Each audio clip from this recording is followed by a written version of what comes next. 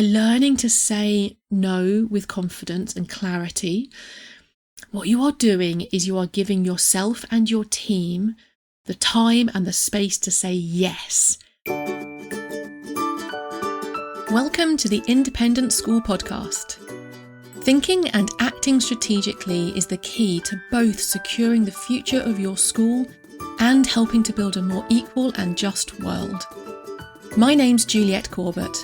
I'm a consultant, speaker and facilitator, specialising in helping independent schools.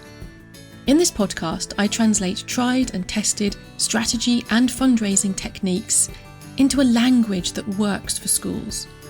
So if you're a senior leader in a private school and you want your daily work to feel less exhausting and more strategic, and if you want once more to feel the joy of making the world a better place through education, then you're in the right place. Welcome, and let's get started on this week's episode. Hello, and this week we are going to be talking about the art of saying no. So schools are incredibly busy places to work. People are full of really good ideas of all the amazing things that we could be doing. But the trouble is we can't do everything, either as an individual or as a team or a school. If you try to do everything, the best outcome you can hope for is that you'll do everything just about okay. You're not going to be able to do anything to the best of your ability, either as a school or as an individual, unless you can cut down on the things that you're trying to do. So if you can't do everything, mastering the art of saying no is critically important as you're leading your school. Really quickly, before we dive into the detail, I want to make sure that you make the most of the time you invest listening to this podcast. And the best way to do that is to make sure you grab a copy of my free ebook, The Strategic Independent School Leader. It outlines how to answer the 6 essential questions that will clarify your school strategy and secure its future. In the world of business, strategy can be full of jargon, but it doesn't have to be that way. This is a jargon-free tool tailor-made to help private school leaders think and act more strategically. Download your free copy today at www.consultjuliette.co.uk/ebook. So what is the art of saying no? Well, it all traces its roots back to having a clear strategic direction. Yes, we're talking about strategy again. You know I love it. Strategy, as you've probably heard me say before, is all about being focused. So it's working out what you're going to do going forwards. That is about having a strategy, having a plan in place for what you're going to be doing going forwards. But it is just as important that you know what you are not going to do. If you're trying to focus your scarce resources on the activities that are actually going to make a difference in driving you forward towards achieving that vision that you have for your school or for your team, you need to be really clear on what you are not going to be doing, what you're going to be saying no to. So when you have a clear strategic direction, that gives you the criteria for making those decisions about what you're going to say yes to and what you're going to say no to. Now, many of the episodes of this podcast talk about how to get that clear strategy. I'll link to a couple of those in the episode notes, but there's a really useful foundational episode about the 4 building blocks of strategy. If you're new to strategy, that's a really good go-to one to understand what is strategy and how to create one.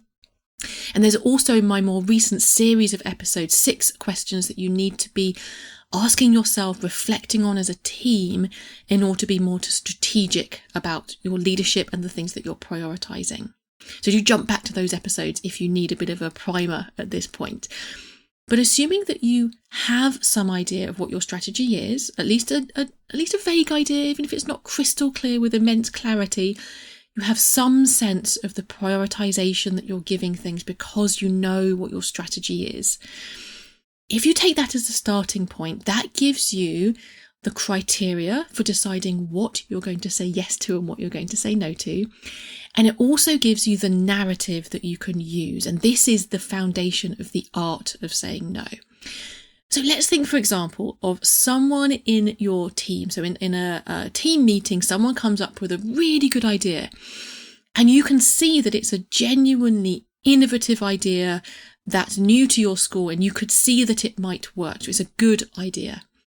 But, the big but, the warning bell that sounds in your mind is, this doesn't fit our strategy. This isn't a top priority right now. It might be that, for example, someone comes up with the most amazing concept for how to revolutionise the way you do your prep in your boarding houses. And it might be a genuinely good idea. But actually you've identified in your strategy that actually what you do now is good. It's fine as it is. And what you need people to be focusing on is perhaps the relationships between the teaching staff and the parents in the boarding houses. So maybe your strategy is telling you that's where you should be focusing your efforts, not on revolutionising the way that prep is undertaken within your boarding house. So even when you get presented with a good idea, the criteria you have to use to make that decision, is it a yes or is it a no, is does it fit our strategy? Will it take us further towards that vision? Does it help us to overcome some of those sticking points that we're trying to address at the moment? So if you've decided in your mind the answer is no, it does not fit the strategy, and you're then trying to communicate to people why you're going to turn down or kind of reject this really solid, good idea, there are a couple of different steps that you can take. And I almost think of this as a 3-step process. So step number 1 is to recommunicate to people what the strategy is. What is it that you are focusing on? This shouldn't be the first time they've heard it. If you've communicated your strategy well, this is a reminder. But try to make it exciting. Try to remind people why it matters. For example, that the teaching staff forge better and closer relationships with those parents. Link it to the key outcomes that those staff care about. So the people around the room, especially the person whose idea it was, think about what they care about and remind them that by focusing on whatever it is that you've decided you need to focus on within your strategy, they are going to have some key outcomes that they genuinely care about. So that's step number 1, recommunicate what strategy is. Step number 2, praise the idea, but then immediately communicate how that idea doesn't fit the strategy. So be really kind. So this is a really good idea. I can see that this would work, but it doesn't move us closer to delivering that vision or overcoming that sticking point that we've identified. Step number 3, continue to praise the idea, especially if you're saying no to someone who might take this personally or might have a bit of a sensitivity, or this is their real pet project that they really want to take forwards.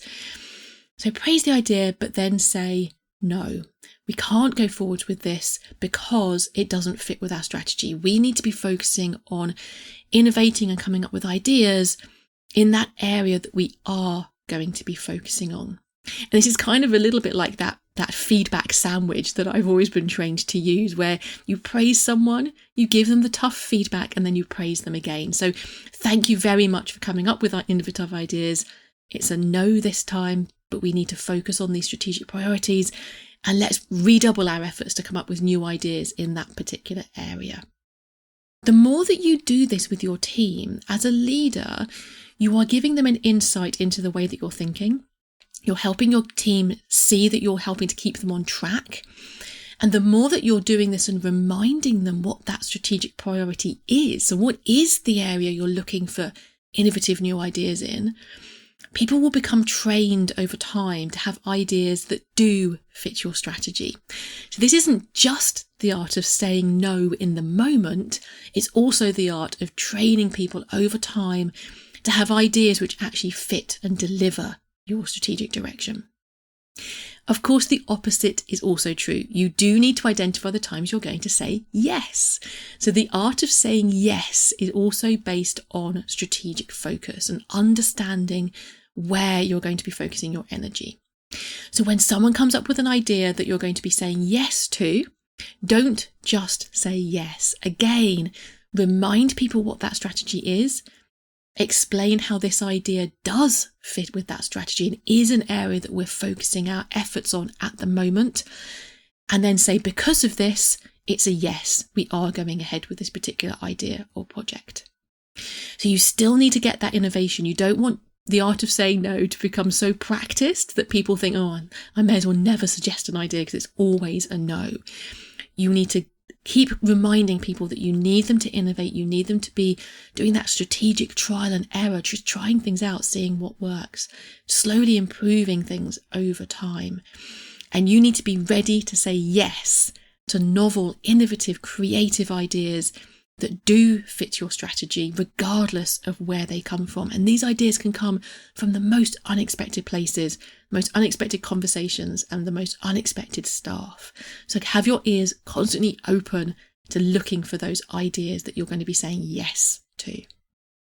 And one final thought as we wrap up this episode: by learning to say no with confidence and clarity, so explaining why you're saying no, but confidently saying no, what you are doing is you are giving yourself and your team the time and the space to say yes when you come across the good ideas that really do fit your strategy. So that's it from me today. I love hearing your feedback. Do let me know if this resonates with you. If this is something that you've tried, let me know how it goes. Have a fantastic week, and I look forward to talking to you again next time.